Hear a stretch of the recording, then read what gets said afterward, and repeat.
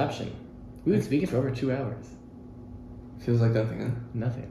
Actually 3, if you count dinner. That's true. That's actually unfortunate that was not recorded. So, I mean, at dinner, right? And we're not doing for purposes of the recording, but we did talk about briefly about the PTSD and just Right. and your approach to it. But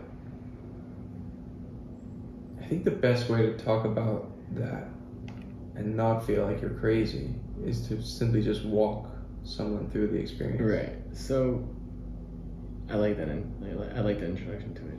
I think so. I like the introduction because it enables me now to like take this complicated thing, and you kind of like gave me the freedom to now talk about it Without, hopefully, right. This, who knows, right? If you say something really crazy, right. I might say you're crazy. But yeah, without judging you.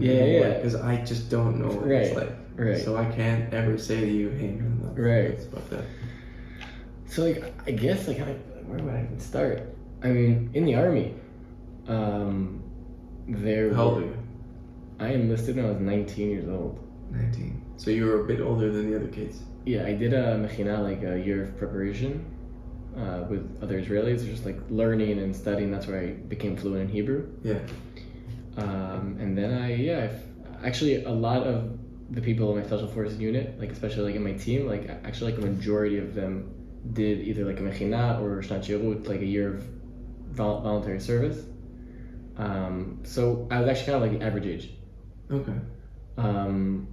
And finding yourself in the army in a system where if you want to go to the bathroom, that's also, you have to open you have to put your stopwatch on, right? If you want to go eat, you need to ask your commander. It's a whole new culture, a whole new way of living. Mm-hmm. And just that is very hard.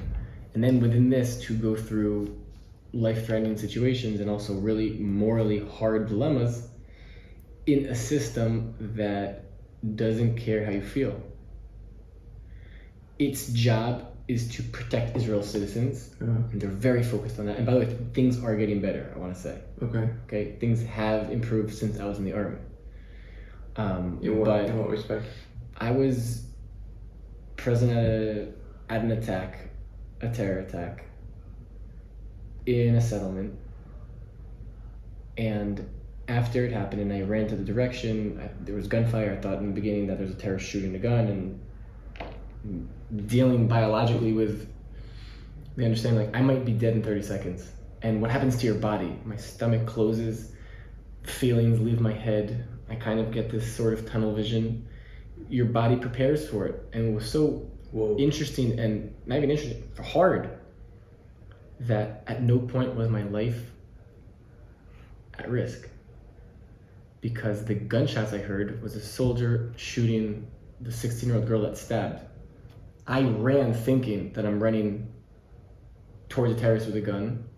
That experience is, I could die. And then it's, at the end, someone pretty much saying, the reality you just went through was wrong, or was fake, or not real. And the fear of trying to explain that to someone and not have them understand that it's the experience that matters, not necessarily what the facts were at the end. There was a situation, I was an officer in Hebron, in Hebron, for the people that don't know what Hebron is. And there's a situation where we went into a house to search for 2 guns, and from 20 yards away, 30 yards away from a house, gunfire from 2 M16s, like do at our direction. At your direction? How do you know it was at your direction? You see, every now and then there was it's like a red bullet. Yeah. It's hard to explain in English, but in Hebrew it's called notev. A tracer, I think. Tracer. Yeah. So you see where it's headed, and it's headed in our direction. And then also in this situation, I mean, we call, we put the command into the radio. Patish Cham, hot hammer. That is a command that if you say hot hammer, it means there's a terrorist attack. Very simple. The army has commands. Hot hammer the place. Saying hot hammer, you send warning, everyone knows about it immediately. Sending forces. It's a big thing to say. And in the end, the next Who says it? Another kid? an officer. Has to be an officer. Officer. But an officer is... A commander could also. Hypothetically, but it needs to be someone with a radio. But an officer is someone who's 19 years old, 20 years old. Yeah. I was 21. 21. With like 20 soldiers under my command and also 4 commanders under my command. So you gave this... There was a Samach Mempei there with me in this particular situation. I actually prefer not to get too much into the details of like, you know, who, blah, blah, but at the end of the day, the command was given. Yeah. And the next day, intelligence came back and said, listen, it was a Riv Hamulot, which is, there was a fight between 2 Palestinian families, and we happened to be in the middle. And that also for me was like, oh my God. Like, in a way, I felt like something was taken away from me. Oh, wow. Because I went through a certain experience, and then again, for me, it felt like what I went through is not. So the element of fear also, like before I had treatment, a motorcycle would go by and go boom boom. That could end my day. You know, it didn't. I was never brought back to Hebron or something like that. But when I heard the sudden noise, that's very loud. Yeah. Or like on Purim, there's these kids, they throw these things that like kind of explode. It's like this type of toy, but it sounds like a gunshot or a grenade. And I enter a reality where there's an attack, and I start looking for who's attacking. Is there someone injured? Where can I bring the injured person to? And then there's a moment where all of a sudden I notice that everyone is still walking regularly, and it's like, wait, hold on a second. Why is everyone walking as if there's a terrorist attack here? And that's actually the worst moment, because then it dawns on me, like, oh. And in one particular situation, it was actually on Purim. I was near Kikar Rabin with a friend. Kids threw up, and I fell to the ground. And a bunch of people, I swear it was almost like a movie, a bunch of people came around and were looking at me, and they were talking. I could not understand a word they were saying. Wow. Luckily, an EMT was in the area and came, understood, saw, brought me to the side, a cup of water, explained to me like what's happening, right? It actually happened to me at a protest on the Ayalon Highway.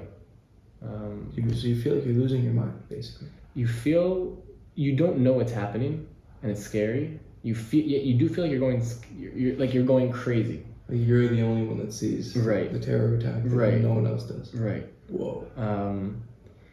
And so that's one part of the trauma. Another part of the trauma is moral trauma, moral injury, which in Israel is a topic that you cannot speak about. Because if you're speaking about moral injury or moral trauma, it means that you witnessed or took part in things that were not moral, were not correct. And how dare you talk about something bad that the IDF did? How dare you? You are a traitor, you're anti-Zionist, and you're a self-hating Jew. Mm-hmm. Not true, not true, not true. But things in the occupation happen that people prefer not to hear about. So society says we don't want to hear about this. Anyone that talks about this, we're going to bully them. And this stops people from speaking about their traumas. And the worst thing you can do with trauma is keep it inside. Right. I was embarrassed to tell my psychologist in therapy that there were bad things that happened. Embarrassed that he would think I was, I don't know. This is another added level of why these topics are hard, specifically here in Israel. Well, do you think that there is, I mean, let's take apart the claim, right? That there is something morally deficient in I don't know if you want to tell your story about it. I'm happy to speak about it. Okay, so tell the story. I mean, I wouldn't even say there's a story. It is for 5 months entering Palestinians' homes on a weekly basis. But there was, I mean, when we first met, you did tell me about one specific incident that just... The kid who pissed himself. Right. Yeah. So, it's hard to understand that you are causing a lot of mental and emotional harm. You see it. And you don't know what to do because you have a job Yeah. and there's terror threats. Yeah. And you're in an impossible situation where you're 20 years old, you have a gun, you have equipment, and you're sent to be a police force. That's Yeah. not what an army is supposed to do. Right. An army is supposed to fight a war if there's a war. And if an enemy attacks you, then you're supposed to win the war. Here, this is a policing force of a civilian population with no end in sight.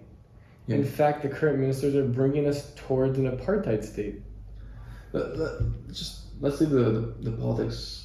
But we can't. Well, We can't leave it out because, unfortunately, while it seems like it's a touchy, we need to speak about this and we need to speak about it honestly. We need to understand, yes, this is connected. It's all connected. for sure.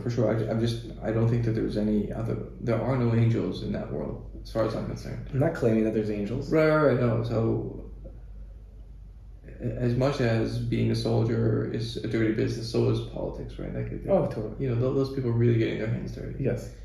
Not in the same way, of course, as a soldier. Of course. And that's way more real. Again, Right. I'm assuming, right? Right. Because I've never been there. Yeah, it's such a hard thing to parse because you have to be completely naive to think that, you know, the things that you went through, right? Going through civilian homes in the middle of the night, waking up kids, scaring the shit out of them, doesn't happen all the time. Like it certainly does.